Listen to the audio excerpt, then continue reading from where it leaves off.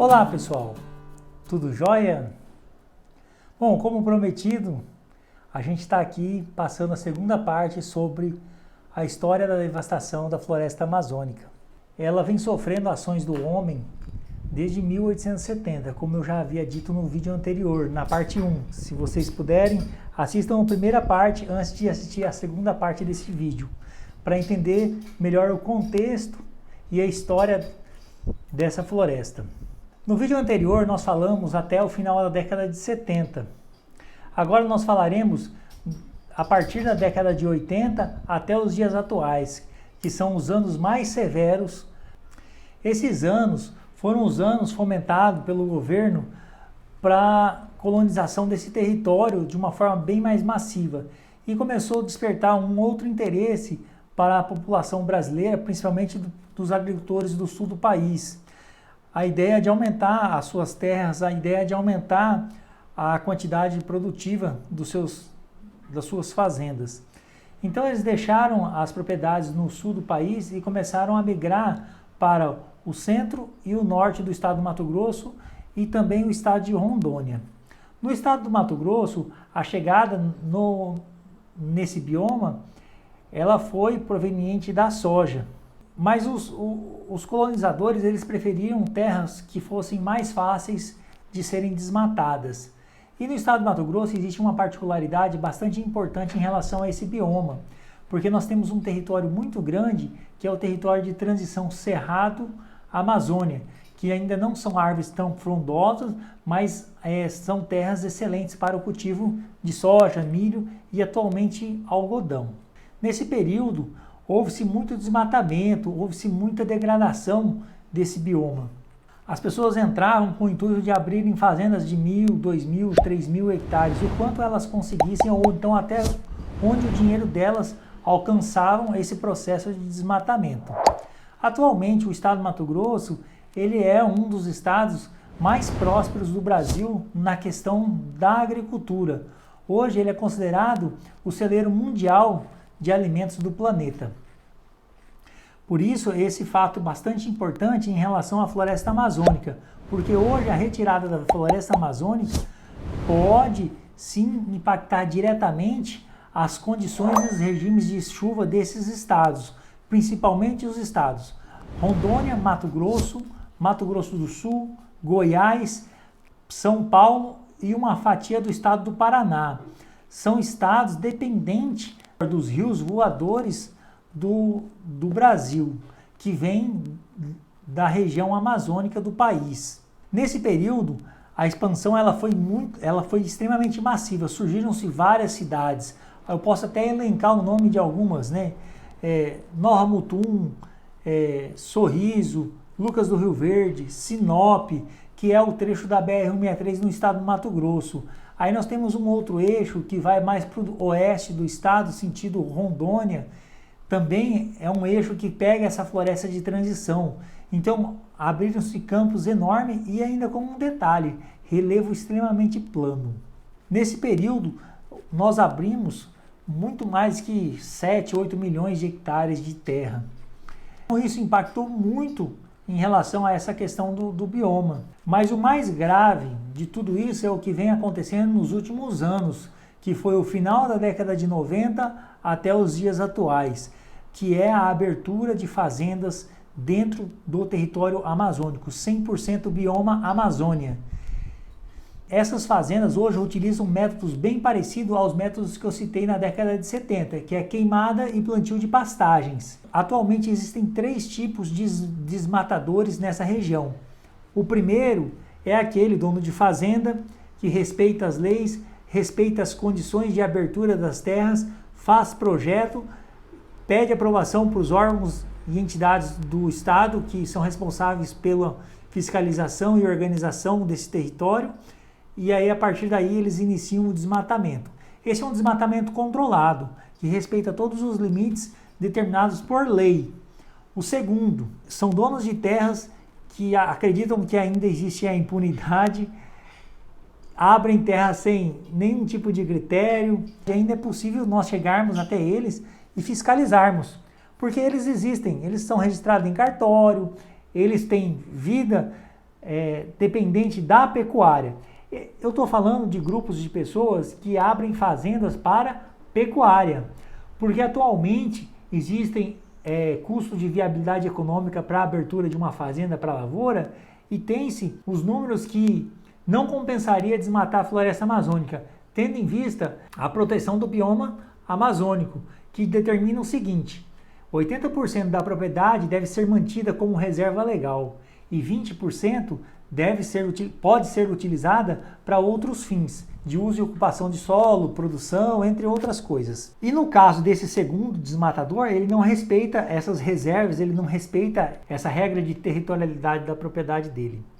O terceiro, ainda mais grave, o terceiro se condiciona às questões dos grileiros da floresta amazônica. São pessoas que invadem terras tanto pública quanto privada e eles fazem desmatamento sem nenhum critério e utilizam formas ilícitas de legalização dessa propriedade para pegar os desavisados. O principal intuito deles é formar terra, formar que eu digo desmatar, plantar pasto, deixar pronta para a pecuária ou então parcialmente pronta para a atividade pecuária e posteriormente eles ganham dinheiro vendendo essas propriedades supostamente legalizadas.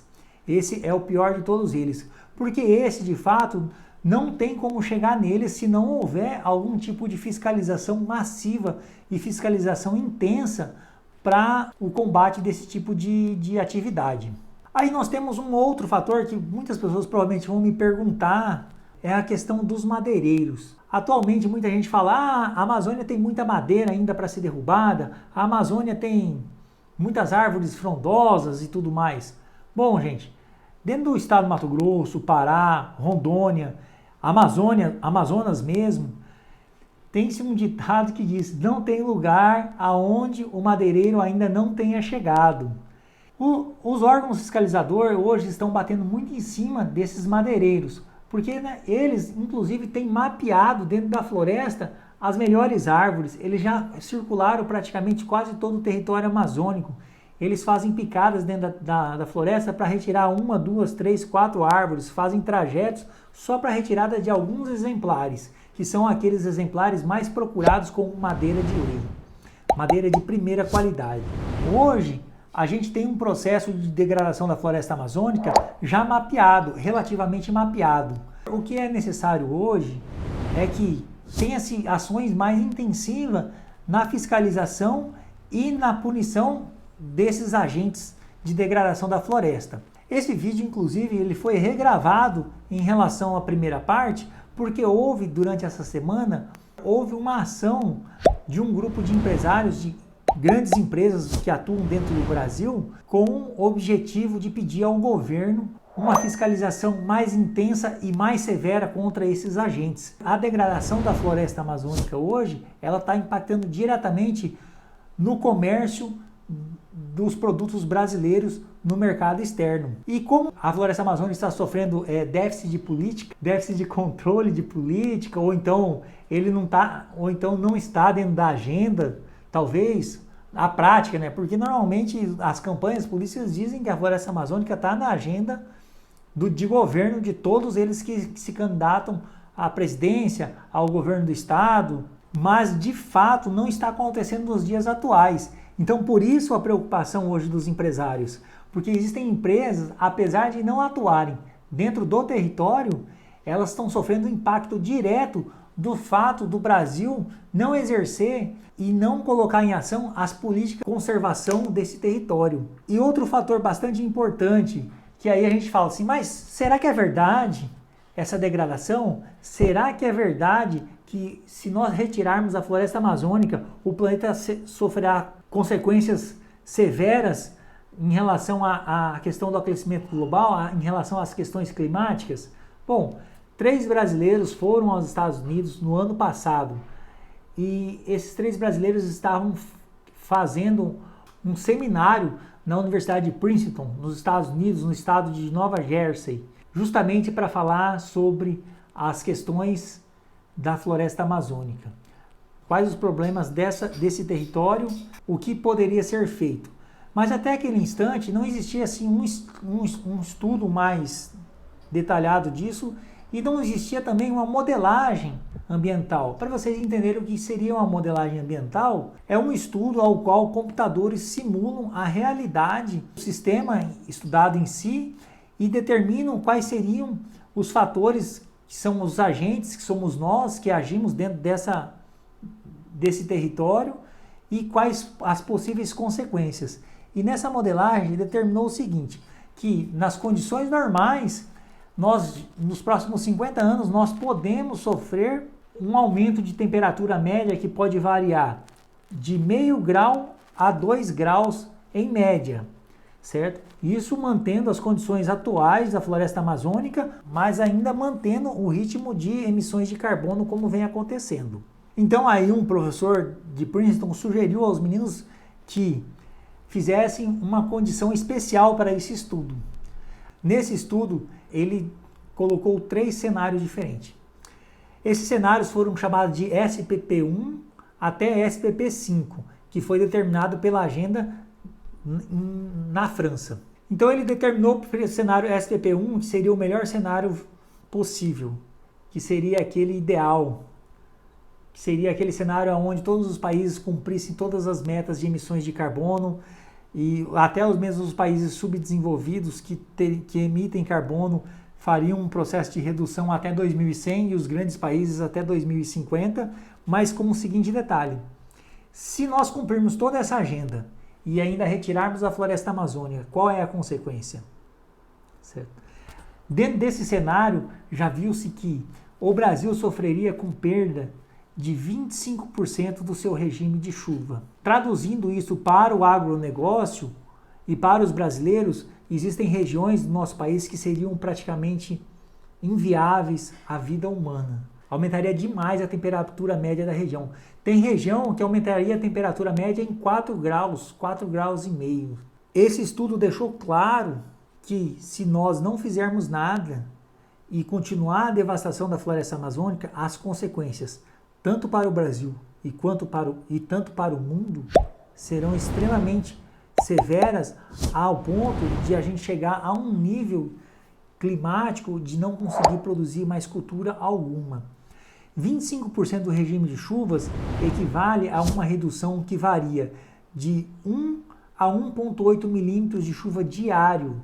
Se a gente calcular isso durante o ano, seria uma perda entre 300 a 600 milímetros anuais. Esse regime de chuva, se ele for reduzido a esse ponto, praticamente não produziria mais nenhum tipo de produto.